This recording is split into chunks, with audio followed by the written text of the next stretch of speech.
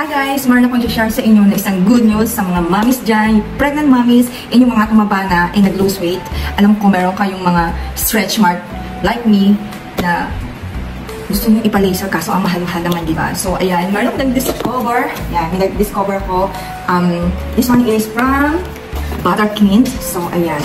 This is for the stretch mark, guys. Natulad ko may problema, gusto ko mag-shorts, pero hindi ako makapag-shorts kasi nga nahihiya ako kasi meron akong stretch mark sa aking legs.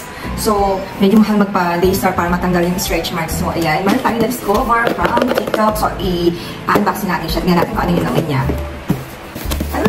So, ayan, ito naman niya. Okay, so ayan guys, tignan natin kung ano yung nasa loob niya. Oops, sarado. It means, naka-sealed. Yung nakalandangan guys, kapag naka-sealed yung isang product. So, yan, tanggalin natin. So, ayan, tinanggalan natin siya. Ayan, tignan natin yung loob niya. Oh, ayan. Okay. So, magpapalit tayo ng konti dito. It looks like a watery base siya. Hindi siya, tawag dito yung parang sticky-sticky part. Okay guys, this is my legs. Yan, stretch mark to. Noon ako ay, nakuha ko to noong teenager ako.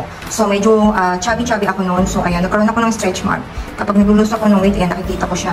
So tingnan natin 1 week kung ano ang magiging resulta. Kung magpe-fade pa siya. So start tayo today.